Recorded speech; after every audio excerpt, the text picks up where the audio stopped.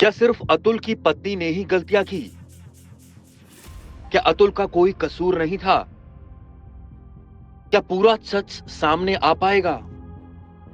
बेंगलोर में हुई अतुल की खुदकुशी मामला सुर्खियां बटोर रहा है। जब तक वो जिंदा था तब तक किसी ने उसे पूछा तक नहीं, लेकिन अब उसकी मौत के बाद सवाल खड़े करने वाले सवाल खड़े कर रहे हैं। अभी तक हम अतुल के आरोपों के बारे में ही ज्यादा चर्चा कर रहे हैं, लेकिन क्या सिर्फ इस कांड के लिए उसकी पत्नी ही जिम्मेदार थी? क्या अतुल का कोई कसूर नहीं था? दरअसल ये बहस अब छिड़ गई है।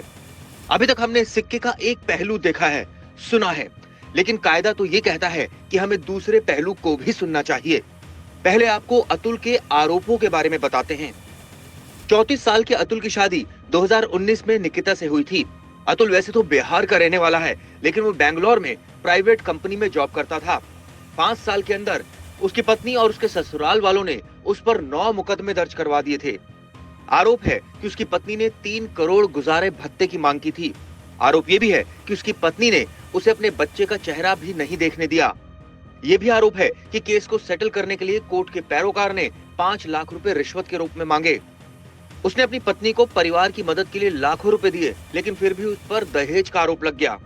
अतुल की पत्नी के पिता की शादी के तुरंत बाद मौत हो गई थी, लेकिन उसकी पत्नी ने उसके परिवार वालों पर हत्या की धाराओं के तहत एफआईआर दर्ज करवा दी, जिसमें दावा किया कि दहेज की मांग की वजह से सदमे में उनकी मौत हुई है। अतुल पिछले 2 सालों में 120 तारीखों पर पेश हुआ। आरोप है कि फैमिली कोर्ट के जज ने 2 साल की बच्ची के लिए 40,000 रुपए प्रति माह भरण पोषण का आदेश पारित किया था। अतुल के आखिरी शब्द थे, मैं पैसे देने से इनकार करता हूं और मौत को चुनता हूं, क्योंकि मैं नहीं चाहता कि मेरे पैसे का इस्तेमाल मेरे विरोधियों द्वारा मुझे और मेरे परिवार को प्रताड़ित करने के लिए किया जाए। मेरे परिवार को प्रताड़ित करने के लिए किया जाए। ये बात ठीक है कि वो सिस्टम से दुखी थे, लेकिन यहाँ कई सवाल खड़े होते हैं। मसलन, क्या इस केस में सिर्फ निकिता की ही गलती है? क्या अतुल की तरफ से कभी पैसों की डिमांड की गई? अगर अतुल के खिलाफ सबूत नहीं थे, तो क्यों पुलिस उस पर एक के बाद एक मुकदमा दर्ज कर रही थी? क्या ऐसा इसलिए संभव हो पा रहा था क्योंकि निकिता के परिवार वाले रसूख रखते हैं? क्या अतुल ने अपने खिलाफ दर्ज हो रहे मुकदमों के बारे में पुलिस में निकिता के खिलाफ कंप्लेंट की? अगर की तो पुलिस ने क्रॉस केस क्यों दर्ज नहीं किया? निकिता के पिता की मौत क्या सदमे की वजह से हुई या फिर वो नेचुरल डेथ थी? इस मामले में हमें दूसरे पक्ष को सुनना बनता है, लेकिन इतना तय है कि अतुल के साथ ज्यादतियां ज्यादा हो रही थी। मसलन, उसे पैरवी के लिए बेंगलोर से जौनपुर जाना पड़ता था। उसके परिवार को मानसिक पीड़ा झेलनी पड़ रही थी। उसकी पत्नी चाहती तो बहुत कुछ बातचीत से सुलझ सकता था, लेकिन हो सकता है कि पानी सिर से ऊपर चला गया हो, लिहाजा अतुल की पत्नी ने मुकदमेबाजी करना ही बेहतर विकल्प समझा हो। लेकिन यह भी हो सकता है कि अतुल की पत्नी ने खुद और उसके सलाहकारों ने गलत सलाहें देकर अतुल का यह हाल कर दिया हो। सवाल कई हैं जिनका जवाब पता नहीं मिलेगा या नहीं, लेकिन इतना सच है कि इस घटना ने सिस्टम, पति पत्नी के बीच ईगो की लड़ाई को फिर उजागर कर दिया। इसका खामियाजा दोनों परिवारों के अलावा बच्चे को भी भुगतना पड़ेगा।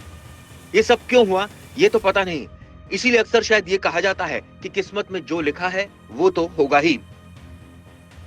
एक और पहलू सामने आ रहा है। दरअसल अतुल सुभाष की पत्नी निकिता ने जौनपुर कोतवाली में 24 अप्रैल 2022 को दहेज का मुकदमा दर्ज कराया था। एफआईआर में पति अतुल सुभाष मोदी के साथ अतुल की मां अंजू देवी, पिता पवन मोदी और छोटे भाई विकास मोदी को भी नामजद किया था। एफआईआर में आरोप लगाए थे कि शादी के बाद से ही अतुल सुभाष और उसका परिवार 10 लाख रुपए दहेज में मांगने लगा था। पति शराब पीकर मारपीट करता था। पति पत्नी के रिश्तों में हैवानियत की जाती थी। नौकरी पेशा निकिता की सैलरी को पति अतुल अपने अकाउंट में ट्रांसफर करवा लेता था। आरोपों में आगे कहा है, 16 अगस्त 2019 को सास और ससुर ने निकिता के जौनपुर में मायके जाकर 10 लाख रुपए मांगे, जिसके चलते ही 17 अगस्त 2019 को निकिता के पिता की मौत हो गई।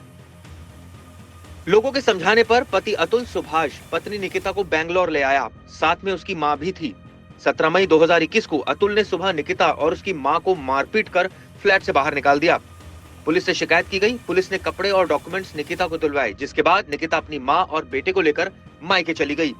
पुलिस थाने में दर्ज करवाई गई इस एफआईआर के बाद निकिता और उसके बेटे के लिए 2 लाख रुपए महीना मेंटेनेंस का केस भी दायर किया गया था। ये तमाम आरोप निकिता की तरफ से लगाए गए हैं। ऐसे में सच क्या है, इसका तो वक्त आने पर ही पता चलेगा।